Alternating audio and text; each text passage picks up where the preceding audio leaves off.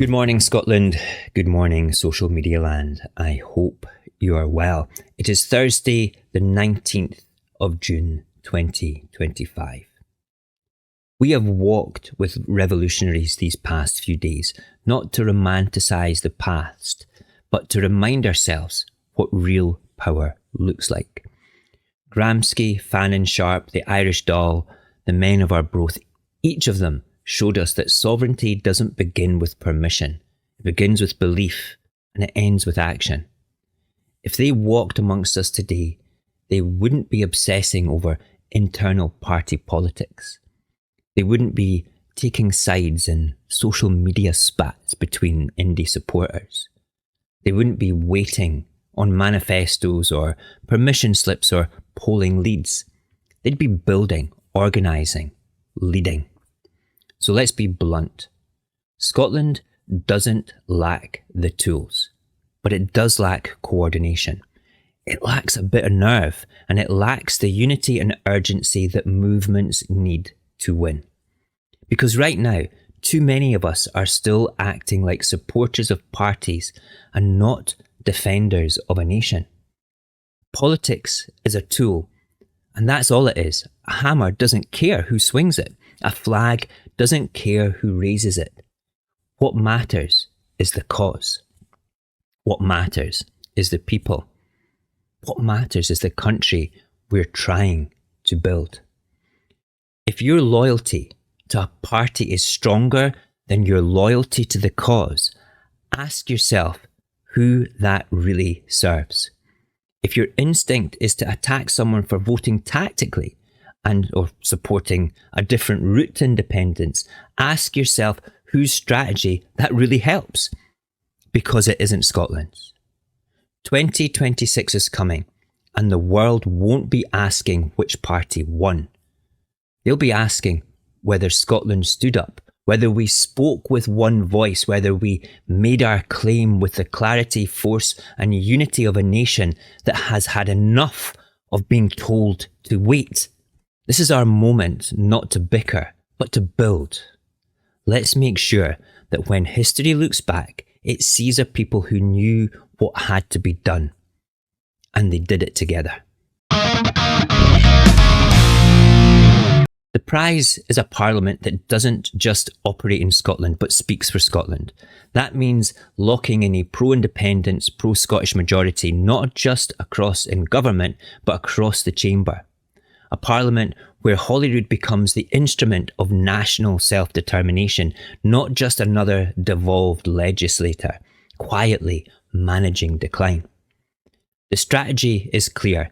The SNP will likely hold its strength in the constituencies, but the regional list vote must be used tactically, not emotionally, to bring in more pro-Scottish voices. That means electing Alapa Greens, ISP, Sovereignty, the New Scottish Party, or anybody that is an independent supporter.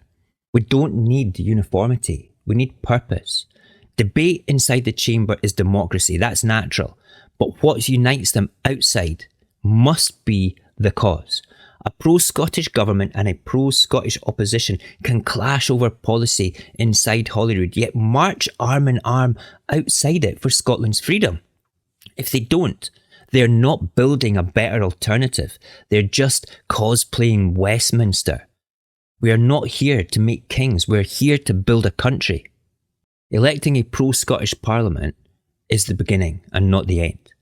Once the numbers are in, Holyrood must behave not like a devolved chamber managing British power, but like a national parliament exercising Scottish sovereignty. That means forcing the issue, pass motions reaffirming the claim of right and Scotland's constitutional status as a sovereign nation.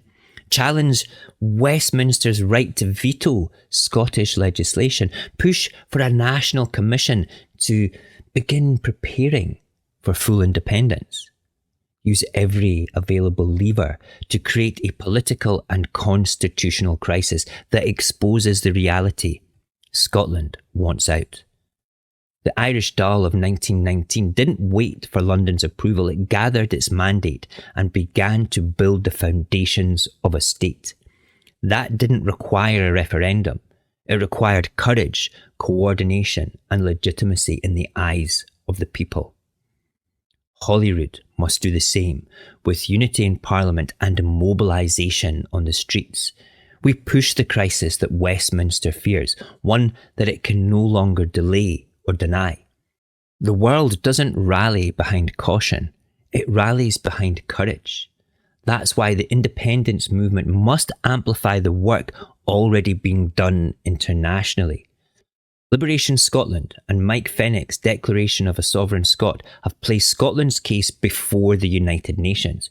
This is real, this is happening, and yet the largest party in the movement barely acknowledges this incredible tool. That is not strategic caution, it's diplomatic negligence. If we want the world to take us seriously, we must behave like a sovereign nation in waiting, not like a disgruntled region asking for permission. That means supporting Liberation Scotland's campaign for UN recognition. It means amplifying Scotland's right to self-determination in international media. Building relationships with small nations, decolonisation movements and international observers. Positioning independence not as a party campaign, but as a human right. We need to act like the country we want to become, not the colony that they think we are. The movement must mobilise. All of this only works if the people are in motion, and they already are. Across Scotland, local Yes Hubs, holding events, engaging communities, leafleting, educating. Believe in Scotland is driving cultural campaigns through Creating Scotland.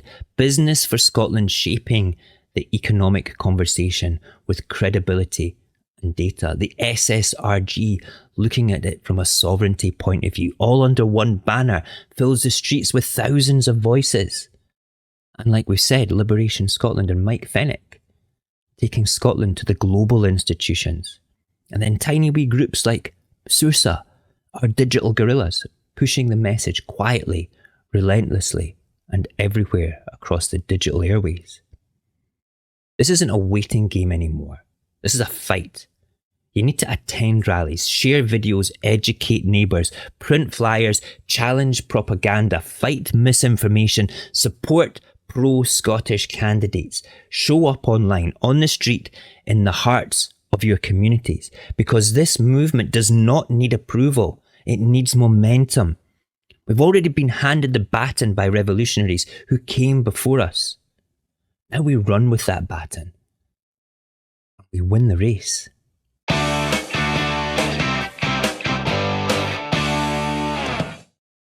Everything we've discussed, every frustration, every lesson, every plan leads here. A pro-Scottish Parliament in 2026 is not a dream, it's a decision, it's a strategy, and it's ours to make. But if we think electing a government is the end, we've misunderstood the game. This is not about seats, it's about sovereignty. The political pillar must be strong, the international pillar must be bold, and the grassroots pillar must light the fire that drives us all. The cause is greater than any party. The people are greater than any one leader. The mission is bigger than anyone's ego. This is our moment, not to complain, not to divide, but to act. And when Scotland wins her freedom, it will not be because of one party, not because of one policy or one person. It will be because the people stopped waiting and decided to stand up and take control. I hope you're all going to All Under One Banner's march from Stirling Bridge to the Bannockburn Field on Saturday. I hope that if you see me that you'll come up and give me a high five, get a selfie, have a chat, and wave a flag with me, do a bit of shouting, have a bit of fun, do the things that we've talked about the past 4 days. I really do. Tomorrow night, we will be live about 11 o'clock. We will be talking about everything we've talked about this week. We'll be talking about the march on Saturday and having a bit of fun. Okay. Thank you for watching all the videos this week. I hope you've enjoyed them and I hope we've learned something together.